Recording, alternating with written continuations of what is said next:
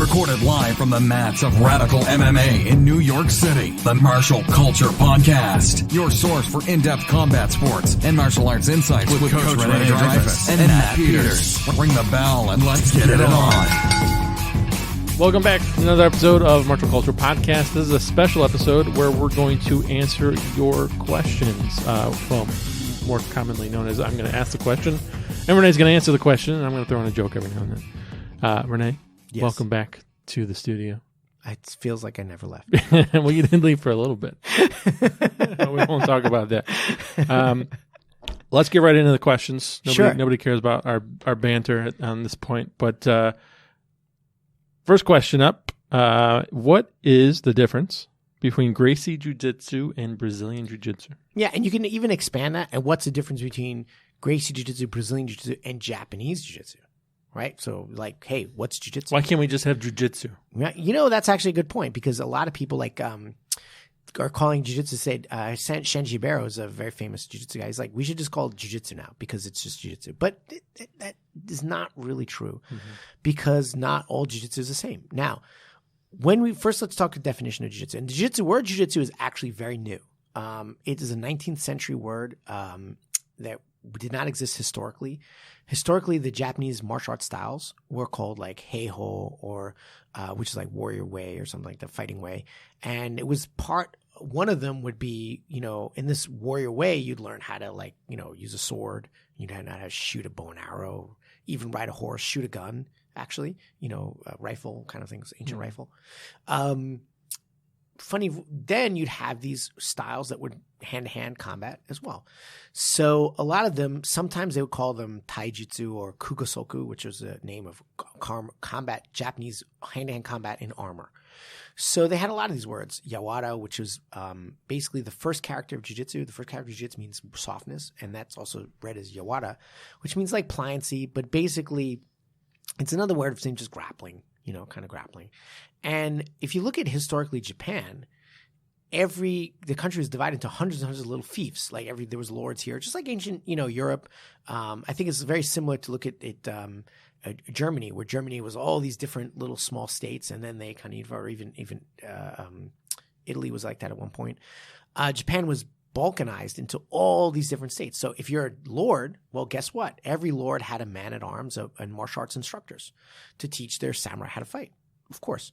So each area had their own definitions of grappling and combat. And so when you say jiu-jitsu, you could be drawing on any of the unarmed fighting combat styles that came out of Japan. That's generally what we talk about. And in the Meiji period, which is when Japan entered the modern era, they did a little survey, and there was something like 762 different styles of unarmed grappling combat. And why was there a focus on grappling? There was Kempo, which is like striking as well. Karate, most people think karate is Japanese, but it's actually Okinawan. But one of the reasons why striking was less common was very simple. Armor. You can punch a guy as hard as you want in the face. He's wearing a helmet. He's not going to feel that much. So, the Japanese tended towards much more grappling. Now, there's other styles of jiu-jitsu that developed pre-1600 and post-1600. 1600 was the year that Japan pacified. It unified, and there was peace. And so there's a lot of styles that developed after that point that were not battlefield styles. So what do I mean by that? So say you are a bailiff, and you got to arrest someone, and you got to.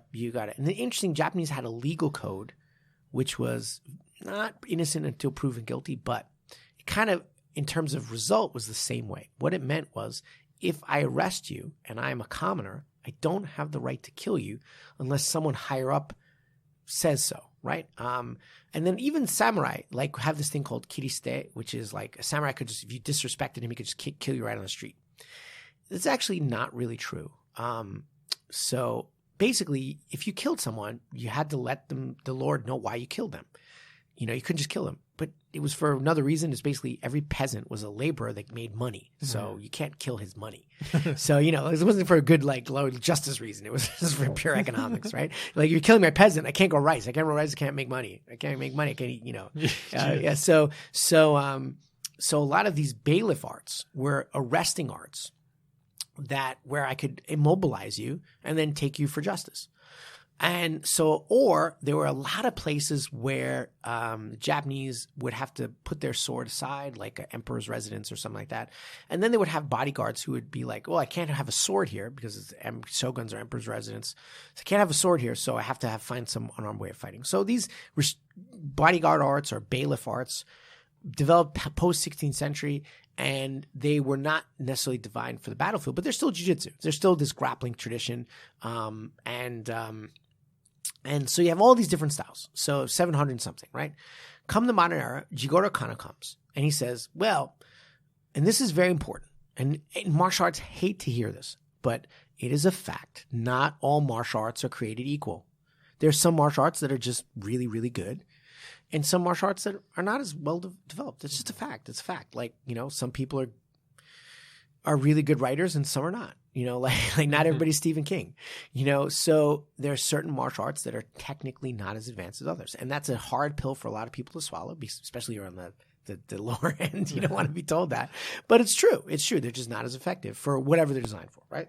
So Kano came by and he said, here's pretty good. I like this. This is efficient. He had some principles, and one of them was maximum efficiency. And the idea was, let's get all the techniques from these styles. So he didn't study everyone, but he studied 4 major ones.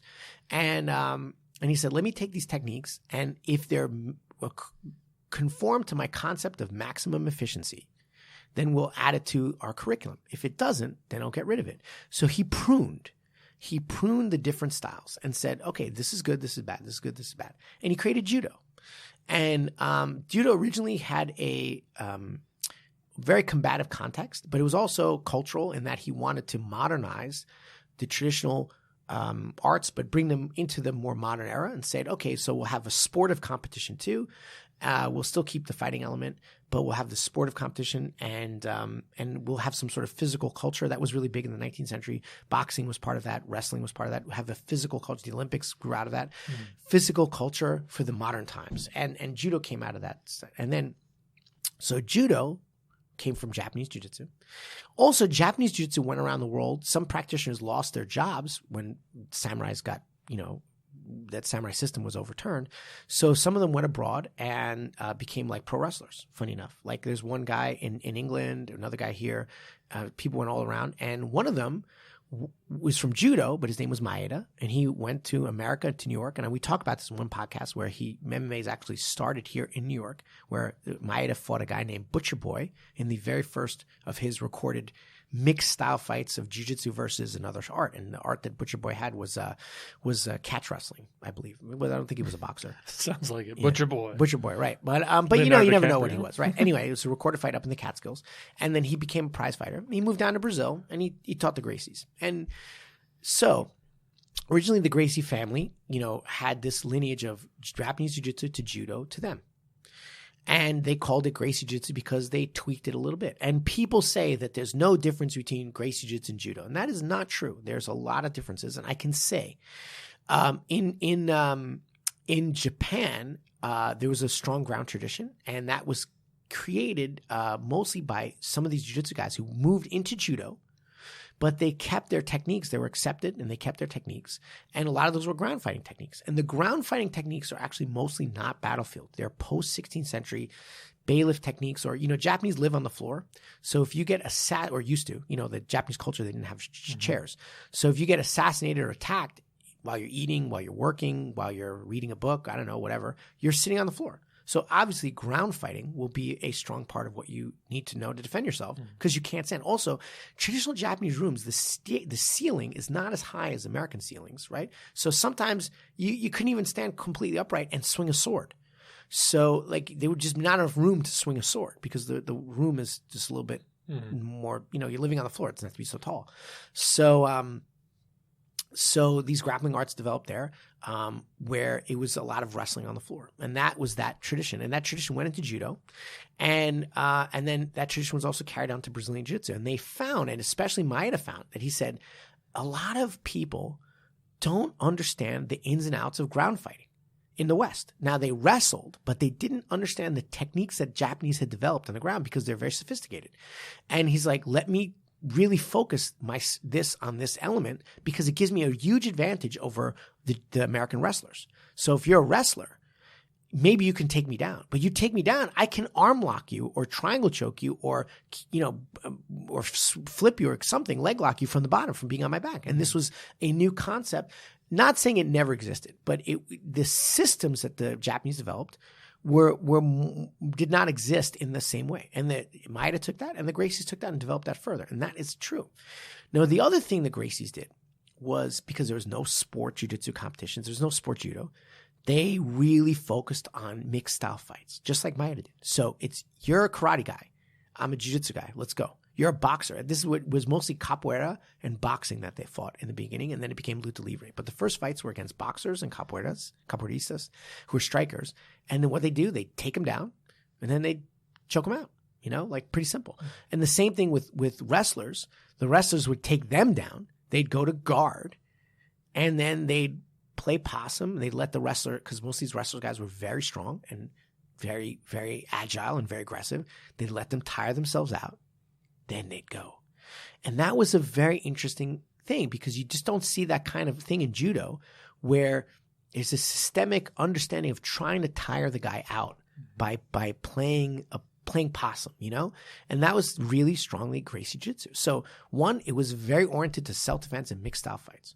Two, it was also had this idea of like, and one of the grandsons of Elio, Henner and Hideo and Gracie, they have a video talking about it. It's like one of the biggest myths of jiu-jitsu is like you have to move, you have to go. And they're pushing back because their grandfather's theory was you don't have to go if you're not getting hurt.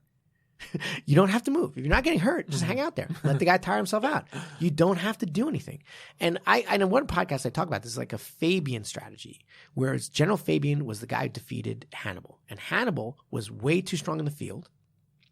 So what he do is he harried him over time, let him lose his effectiveness. And then I'm going to go in for the kill. It took Fabian 10 years, but anyway. but this is the same thing with Elio Gracie. He's like, I'm a small guy. I'm going to really, really make you work to get tired. And so energy efficiency was a huge part of Gracie Jiu-Jitsu originally. So fighting, what's part of Gracie Jiu-Jitsu? MMA or Vale Tudo or mixed style fight, self-defense, energy efficiency, and playing possum. Okay, a little bit, right? Mm-hmm. Now, the Gracie family is really big. And some of you don't know, they split. Like any family, they have their family drama. And the first split, the big split, was Carlson Gracie, who was Carlos's son. Actually, no, the first big split was the original brothers. So there's Carlos, Elio, Oswaldo, and George. And Oswaldo stepped out. I'm not really sure why, but he stepped out. And then George was a womanizer and a drinker, as the other brothers say it. But he liked the party. He liked the nightlife. So Elio and particularly Carlos were like, dude, you're out. You're like too much of a player. You're doing crazy. And George became a pro wrestler. And he actually did some fixed fights and he just kind of did his thing. And he was kicked out of the family. The next big split was Carlos had some kids. And Carlson Gracie and Elio, who were the main teachers at that point, split. So Carlson's like, why do you have to fucking play possum, motherfucker? I'm going to push this fight. Like, dude, I'm not you. I'm not 125 pounds. I am strong. I'm young. I'm going to push this fight and I'm going to be more athletic, more aggressive than you. And the Carlson Gracie Jiu-Jitsu style, which is, American top team and Brazilian top team, all these, they're all lineage back to Carlson. If you have MMA success these days, a lot of these guys can trace their lineage. Stipe's strong style in Chicago, where he's linked to Carlson Gracie as well. So a lot of the MMA teams went to the Carlson Gracie style because Carlson Gracie is like, I'm going to push. We're going to be athletic. We're going to do this. So there's a big gap between Carlson Gracie Jiu-Jitsu, which was much more aggressive, right? And like, boom, smash the guy, take him down. And also integrated boxing. So almost all the Carlson Gracie guys had good boxing. And then the Elio side, which is like play possum, energy efficiency, blah, blah, blah. Mm-hmm.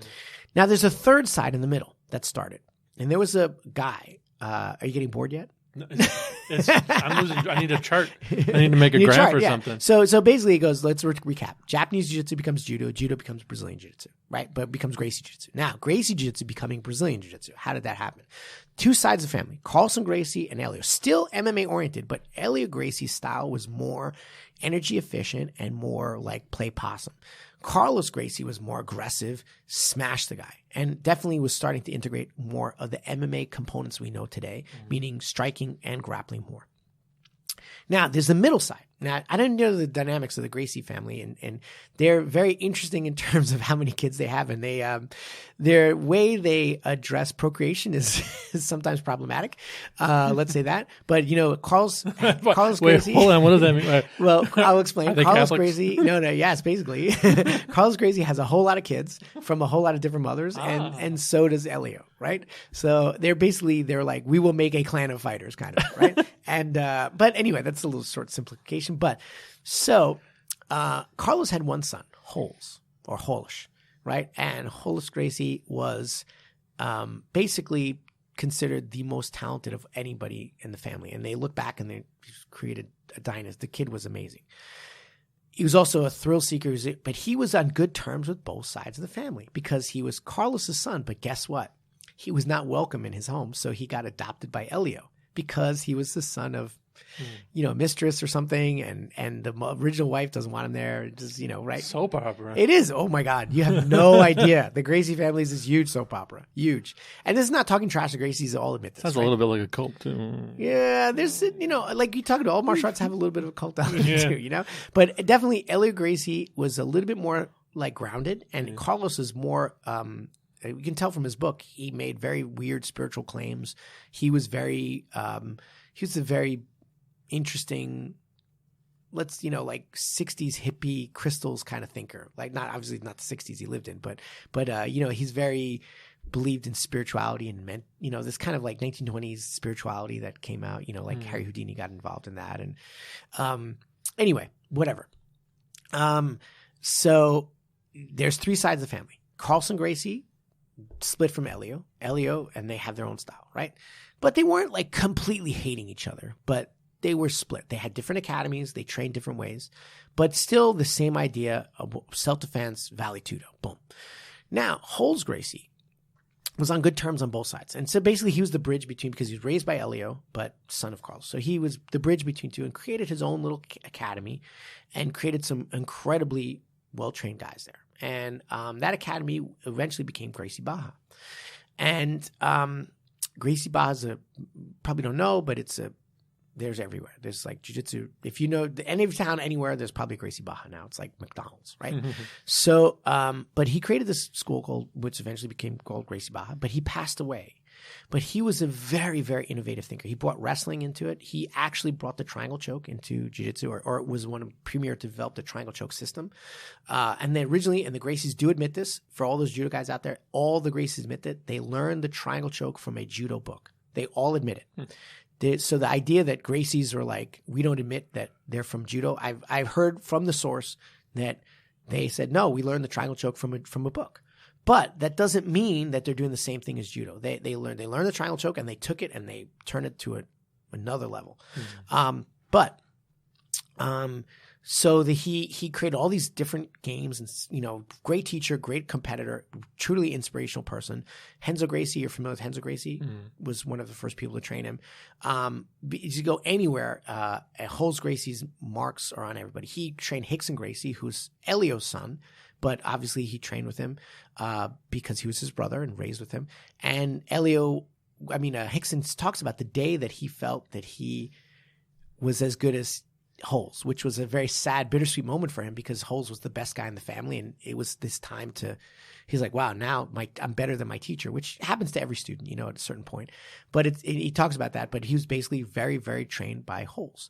Also, the Machado brothers, who are cousins of Gracie's, they were in that Gracie Barra lineage. Holz passed away, but the academy stayed, and then it developed all these really free-thinking guys, free-thinking fighters, but were more dedicated to the sport of jiu-jitsu than to MMA. They kind of left, and not to say they didn't do MMA, there were a lot of them that did, but they were also very, very interested in winning in the sport of jiu-jitsu, which is no striking. Like judo, but you can't win by a throw. You have to win by a submission, or then there was a points rule. So you have to win by points or submission. So they got very into that. And there's some really skilled guys in that era. And there was Soneka, who I've met, Marcio Fitosa, who I've met. And there's this era in the 80s, late 80s, early 90s, where these guys were just amazing developing the art. But they were very sport jiu-jitsu focused. And that continued. So Gracie Ba, that middle zone that whole started, but actually Carlos Gracie Jr., one of the other Carlos sons, took over and really devoted it to sport jiu-jitsu. Not 100%, but very strongly. Then, also, a lot of Holz's students broke off and created different organizations. One of them was Romero Cavalcanti. He created Alliance, and basically, all these students of Holz kind of went off in different directions, and they grew and created different. Damien Maya traces his lineage back to that. Damien Maya's originally his instructor was Fabio Gurgel, who and his instructor is Romero Cavalcanti, and then it goes back to Holz Gracie. So, you can see a lot of these people in the sport world who, Jacare too, same lineage, that they're originally from Holz Gracie, right? So now you have three sides of family. Elio, which is self-defense and some Vale Tudo, MMA. And then you have Carlson Gracie, who was MMA, really strong MMA. And then definitely they competed in sport jiu-jitsu too, but their team was very known for their MMA success, and they had a very aggressive style. And in the middle is the sport jiu-jitsu side. So there's three families, right? Now, when we talk about Brazilian jiu-jitsu, due to the efforts of Carlos Gracie Jr., most schools, because of Carlos Gracie Jr.'s influence, are very, very strongly oriented towards the sport of Brazilian jiu-jitsu, which is no strikes. People didn't understand the difference, but people got so into the sport that they stopped training the self-defense. And if you weren't doing an MMA fight, you wouldn't train for MMA because you just like, hey, I'm not doing an MMA fight. Why not? Why would I train for MMA if I'm not doing an MMA fight? Mm-hmm. So if you go to a Brazilian jiu-jitsu school today, most of them are following this pattern of sport jiu-jitsu training. It just is. So now, Ryan Gracie, who is from the Elio side, was like, no, Elio is different. Elio's jiu-jitsu is different. It is different. And he got a lot of flack for saying that. I don't disagree, but he got a lot of flack for saying that. But he did something that a lot of people don't like. And he copyrighted the term Gracie Jiu-Jitsu. So nobody else in the family could use it. And that really pissed off the rest of the family. Yeah. So there's other two sides of the family. Dude, I'm a Gracie too, motherfucker. Like they really got pissed. And so Ryan Gracie for a long time was not a person that people like. He's also the guy who started the UFC. Ryan Gracie is the guy who started the UFC. So, but he's like, our jiu-jitsu is different. And Royce Gracie is Ryan's brother. And he's the first guy to fight in the UFC. Hickson, who fought in Japan, is Ryan Gracie's second younger brother. And different mothers, though. Again, Gracie family dynamics. but they were, most of the people we saw in the beginning of the very beginning of the UFC were from the Elio side. And we saw Elio too, right?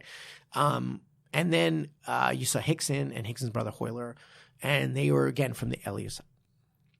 Now you saw some people like Vitor Belfort, that was from the Carlson Gracie side. Or Stipe, like all these guys on that fighting MMA came in later. They were from the Carlson Gracie side.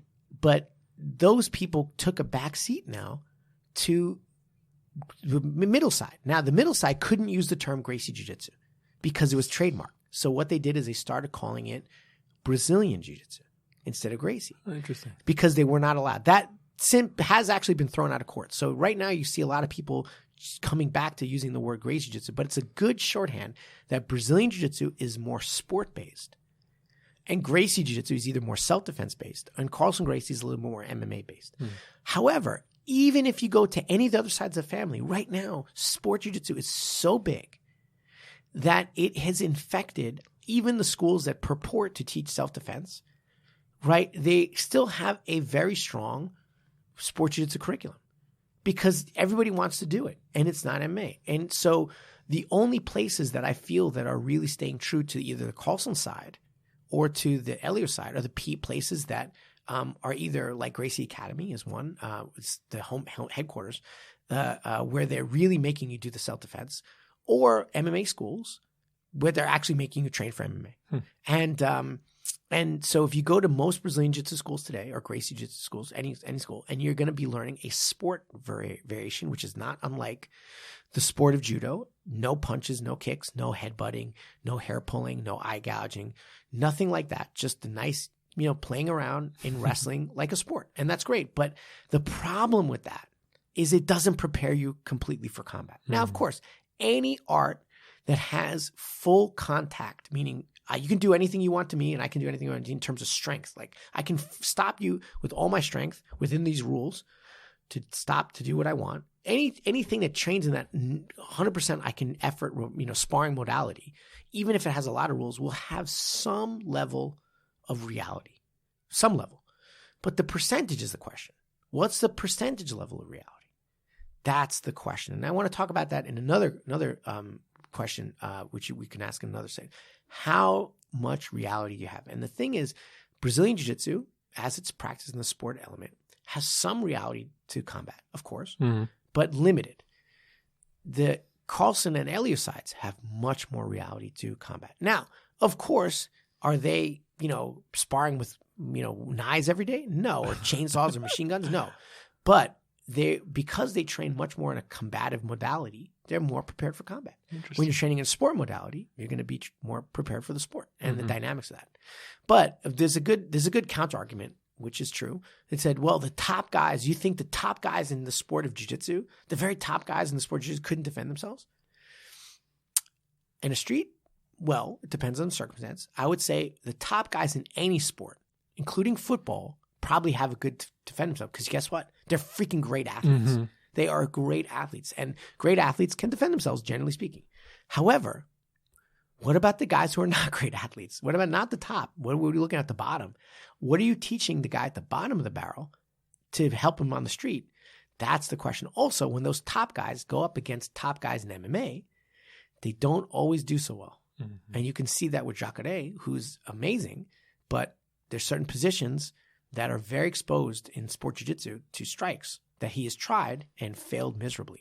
And it's one reason why Jacare is not the UFC champion right now. And the same with Damian Maia, that he's great. People get on me because I talk down to Damian Maia, but he's a great, and you know what? I really hope he wins this new fight coming up with Ben Askren.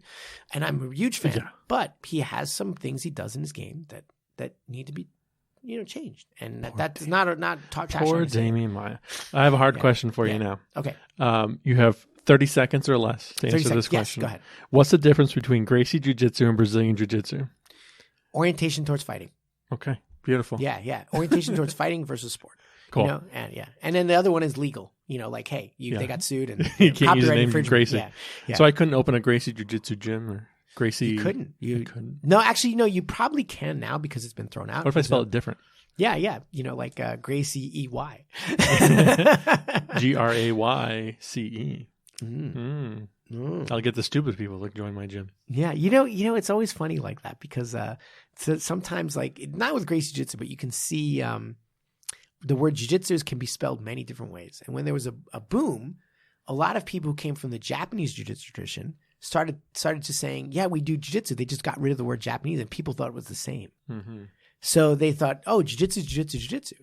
And it is very different. One, the orientation towards ground, but also the constant evolution and sparring, and Japanese jiu-jitsu tends to be a little bit more classical and did not go through the Kano's filter of what was efficient and what was not. So sometimes you can go to a Japanese jiu-jitsu school and learn some cool techniques. And sometimes you learn something that was the best practice of 1720, but not today.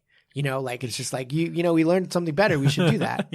Like I don't want to do what they did in 1720 just to do that, No, let's update it. Yeah, that's being said that some Japanese jiu-jitsu schools have some very serious skill too, but they just are different style. Some do and some really don't, but they generally tend to be very classical in their approach. Almost all Japanese jiu-jitsu schools I've been to have they eventually at some point take out a samurai sword and you have to do this. Jesus block Christ, a sword. Get out of that class. Yeah. No, but you're blocking a sword or boast, some weapons. Karate too, like I went through karate and you had to learn all the weapons and things like that. Like I really don't want to learn how to use a tonfa. I want to learn how to punch someone. I just want to have a wall full of swords. I don't even know swords how to are cool, use it. I guess. Last night we got scared. We heard a noise in the living room. I picked up my machete and walked out in the living room. You picked up your machete. You have a machete. Yeah. You got to be right and prepared. I live in Brooklyn. Yeesh. Brooklyn. All right. I think we have time for maybe one question, maybe two, depending on the length of the answer. Okay. What is the most effective takedown technique for the street? What is the most effective takedown technique for the street? Okay. A gun. No, I mean he was like a judo takedown. Right? Oh, okay, yeah, fine. Right. So, this is actually really interesting, and it's really interesting. So, MMA is a microcosm of one-on-one combat in self-defense. Like basically, there's no rules. There's some rules here and there, but in unarmed one-on-one combat, what's going to work in MMA is going to work in the street. And that's a fact, just a fact. Like, what's different? Nothing. Actually, it's more same than even other sports because you have the cage. However, there is one difference, and that's the skill of the fighters. So generally speaking, this is actually a good thing because you want to use the highest percentage techniques against skill fighters because they'll work against a lower level skill fighter. Mm. However, there are some techniques, few, but there are some that can work on a very unskilled fighter, or they can work in the context of clothing. So in the UFC, of course, there's no clothing anymore. You can't wear gi. There's no. I don't know what's UFC Europe fight. Why? I mean, like the gi, the pants. You know what I mean? Bad. Yeah. No gi. But they're not wearing gi tops. So one of the most effective throws in judo and in gi MMA is an outside reaping throw called osotogari, where you pull the guy's jacket, tilt him to the side, put your leg, in this case I'll say right leg, behind your right leg, and I kick your right leg up in the air and slam your head to the floor. So I'm going, like this, right? Hmm. That is called osotogari. There are very few osotogaris in MMA, in modern no-gi MMA, because one is without the gi, it's sort of like 50-50. Either he throws you or you throw him. And it's because you can't really off-balance him the same way. Mm-hmm. So also a skilled guy can counter it really well. So what happens is you don't see a lot of guys won't take the risk to being countered unless, obviously there's clothing. So I've only seen a few. There's only like a few osotogaris in all of the UFC. There's a few. And Zabit just pulled an interesting one off where it was like kind of like a different skipping osotogari. But I think that the only other person was Kyle Parisian. And what he did was he used the Kimura grip on the guy's arm and then hit the osotogari, right? But it was like a hybrid throw. So the last osotogari, pure osotogari, was actually Royce Gracie. When people were in gis, and he actually grabbed the guy's gi and threw that does sound like a very good technique for normal day-to-day life. Yeah, especially if they're wearing a gi. Grab their backpack or something? Yeah, grab and tilt them and then smash them on there, and it's really effective. However, you won't see the high-level guys in MMA in America, no-gi MMA, do it because there's no gi. However, I told you there's MMA in Japan, Kudo, which is a karate-based MMA, but they wear gis and they do MMA, right? And you can see the osotogari is really, really, really effective there. So if you're on the street, I would say osotogari is a great takedown, especially if you're the same height or shorter, and it's like instant clinch and go. I would also say it takes a little practice, but a really good double leg and following MMA again, all MMA, a body lock to an outside trip. Those are the three. Double leg, body lock to an outside trip. That has been proven. Those two have been proven in MMA over and over again. And the one that is not proven in the UFC or in the no-gi MMA world, but in the gi MMA world is the osotogari. So that's kind of interesting where that third technique is very, very effective, but you won't see it in the UFC. All right. Yeah. What does that translate that to English? Like the osotogari means big outside reap. O is big, soto is outside, and gari, karu, is to chop, like a reap, think you're threshing corn or something, right? So your leg is like a sickle against his leg. Sounds dangerous and scary. It is. That's the other reason why I don't do it that much in my academy, because if you throw a guy like that, a beginner, and they turn wrong, they blow their knee out. Yikes. Yeah, so it's like another one that I don't teach it as much because the chance of injury is also high. Mm-hmm. I've seen a lot of guys injured by that throw. I'm going to do that on the train tonight on the way home. I'll let you know how it goes. So that is the when people say what's the best takedown, like wrestling takedown or grappling takedown for street, outside trip, big old fashioned double leg takedown, and osotogari if they're wearing clothing. Now my brother, when we were kids, he used to put his knees on my arms and then hit me in the face. What is there a name for that? Oh yeah, that's Mount. Yeah, Mount. Yeah, that's Mount. No, that's very common. It's it's funny because every kid, older brother does that to younger brother. No, and then sometimes he make me hit myself with my own hands. I do that to my wife all the time. Oh shoot! We'll edit that in the Jiu-Jitsu Academy. Yeah. All right. No. Last question: should BJJ return to a self-defense focus? Right. Okay. So that is a great question, and thank you. Yeah, my short answer is this: yes and no. My short answer is yes for me, but no for anyone else. So the question is, I want to talk to you larger about martial arts. Okay, so martial arts is this funny world where we can do something that doesn't work. Now, for example, if you're a lawyer, if you're not good at being a lawyer, you will be you'll go into malpractice and you won't be a lawyer very long. Yeah. Right? If you are a plumber and you can't fix people's pipes adequately and safely and follow code, the code, you're going to lose your license. You will lose your license, right? And of course you'll get terrible Yelp reviews, whatever. But with Yelping aside, right? But you'll actually lose your license. There are a lot of places in that things that are very important in life where if you do not demonstrate, like a physician, a certain level of skill, you'll be brought up on malpractice or you lose your license.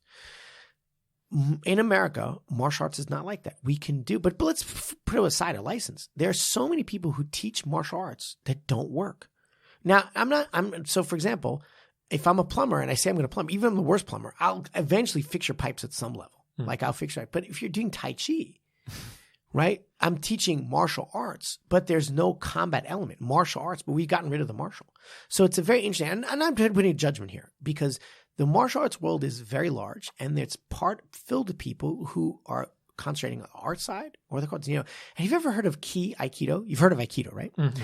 Ki Aikido is an organization within Aikido which has dispensed with the fabrication that Aikido is good for self-defense. They totally dispense it. They say, what we're doing is Zen flowing movement. We're trying to use movement as a way to do Zen or, just be spiritual or whatever. Okay, that's very interesting. And I appreciate that. But it's so interesting that martial arts has become something that has almost no martial value. And the same thing, you're like, oh, well, I don't do Aikido. I do this. Guess what? Taekwondo and karate have degenerated into Asian-inspired daycare, right? Or Asian-inspired aerobics. Mm. That's basically I had a guy come into my academy today and from another academy. It wasn't a kickboxing MMA academy, or kickboxing. But he's like, I want to actually learn self-defense. I don't want to be taught how to exercise. And I'm like, I totally understand what you're saying. So basically, you actually want martial arts. No, I should say not martial arts because you can't say that anymore because the martial arts world is a world that is very non-martial. It's very art. And there's the other side that's very martial. Now, there's two sides of this coin. Okay, there's two sides. So there's all the way on this side, which let's put on this side Aikido, which is like super, we want to be flowy and Tai Chi and, we want to do our like Zen thing, whatever. Okay. Mm-hmm. And on the other side is like, reality-based self-defense. I'm going to fuck you up, motherfucker. Put my thumb in your eye. And both these are kind of ridiculous too, because they're extremes. And yes, there's some place in the middle where we have to be. So if we're all over here in Never Never Land, then we lose touch with our martial roots. If we're all the way over here in crazy eye gouging land, you actually never spar. You don't get the added benefits of exercise and things like that, but you actually are not functional in combat because you've gone so much to like, oh, well, there's going to be like 50 guys with machine guns and like, well, what are you talking about, dude? Now just go be, David Branch and Branch Davidians and get a cult with 50 machine guns. There has to be some medium between these two extremes. Yes, I believe that as a martial artist, we must have martial reality, that we must teach some level of functional self-defense. I do believe that. However, there are many people who don't believe that, and they like to just use martial arts as Asian, or in this case, Brazilian-inspired exercise, or sportive play, like tennis. And BJJ now is Asian inspired or Brazilian inspired, whatever, Japanese, Brazilian inspired sportive play. And there's nothing wrong with that. But it would be a tremendous shame to me if we really lose touch of our link to the combative world. But that is my personal belief. And it saddens me to see the art of Elliot Gracie and Carlson Gracie turned into sportive play. And that same thing happened with Taekwondo. The same thing happened with karate. It comes to America, it explodes in popularity, and then somehow it becomes sportive play. And we lose track of what really works. And also, not just what really works, but what could work better. So, okay, I'm doing this move here, but I should not be satisfied with what we do now. I would like to evolve in the combative context, the best move for the human body to defend himself in a certain circumstance. And we don't know what that is yet. We don't know. We can have a lot more evolution to go. But when we're evolving in the context of real life combat, to me, the best thing to happen to martial arts is the UFC, and the second is World Star Hip Hop. Because it's two data points where we can say, this is what freaking works. So, okay, the UFC is not street fighting, but guess what? World Star is. Like, that's videos of real street fights. I mean, like, horrible stuff too. Yeah. But you can say, like, all these guys saying, oh, Brazilian Jiu-Jitsu doesn't work in a street fight. And I'll tell you, I can pull up 200 or 300 videos without looking of a Brazilian Jiu-Jitsu guy defending himself, or girl, we just saw one recently, defending him or herself effectively from an assailant. I mean, you're like, dude, where's your data? Mm-hmm. Like, I can pull up hundreds of those. I can't pull up hundreds of Taekwondo moves. But we're going in this way, if we keep going in this sportive way, the efficacy, the functionality of BJJ or GJJ in combat will be diminished, other than those guys who train in the MMA context. Mm. And that is sad to me. It's like, you shouldn't just be MMA, self-defense shouldn't just be for MMA guys. But that is fact, it's a fact. And then we also, like, when we go depart from these sides, when we're depart from the reality of combat and depart from data, we start thinking things that work that don't. So like I said, another one, I said there's things that we thought wouldn't work, and they do. And there's a lot of things we thought would work and don't. We have to test over and over again. And like we were talking about networks in our podcast about networks, I think every martial artist, not just Brazilian Jiu-Jitsu, not just Gracie, not just Judo, every martial artist should have some link to the MMA world, because it just keeps you grounded in freestyle combat. Mm-hmm. And freestyle combat is combat. Freestyle combat is combat, because there's no rules on the street. Now, are you prepared for knife defense if you're just an MMA guy? No, probably not, but you're probably more more defense. Now, that's also, but you should also have a link to people who talk about that too. You know, like I'm not a huge Bruce Lee fan, and like I love Bruce Lee, but Bruce Lee kind of tried to do that. He tried to say, let's have this link to all these different martial arts and cross train, and those martial arts will include the weapon arts too. Mm-hmm. And that, to me, that's important. Like how to stop some guy from stabbing you. How to stop. You gotta know. How to, I think about this a lot. How to stop an active shooter. Yeah. Anyway, so that's my answer. I have a question for you. I don't have an answer. It's what's right for you, but no answer. My answer is, it's sad to see the BJJ becoming sport. Mm. It's very like watch combat jiu-jitsu. That's much better. What's the better martial art for self-defense, Taekwondo or Zumba? Uh-oh. That should have been an easy answer. I don't know. Those Zumba people, they get some high kicks. You would some Zumba places you'll be in much better shapes to run. Like I've seen so many like really fat, out of shape Taekwondo. Well, no, that being said, there's some great Taekwondo athletes too. There's some really great Taekwondo athletes, but the amount of, like, I had a student and he's a great guy, but to more than one. This is not just one, but people who come from the Taekwondo world and just get hit with overhands all the time, and overhand right, they're just not prepared for it. What about Tae-Bo? Tae-Bo sucks. And Billy Blank sucks. Billy Blank sucks. Man, I actually my happen God. to have known him back in the day. But Hey, Billy. Thanks for listening. All right, that his ends his son is doing it now, too. His son is trying to recreate Good that type of Lord. thing. Infomercials. Yeah, I know, really. So ends the episode of Questions and Answers. Thanks for sending those questions in. Keep sending them to our Facebook page. And if you see Rene on the street, ask him a question. Yeah, sounds good. All right. All Thanks. right, thanks. Bye-bye. We'll see you next time. Thanks for listening. Follow us on Twitter at Marshall_Culture and on Instagram at MarshallCultureCast. Please leave a review on iTunes, and we'll see you next time on the Marshall Culture Podcast.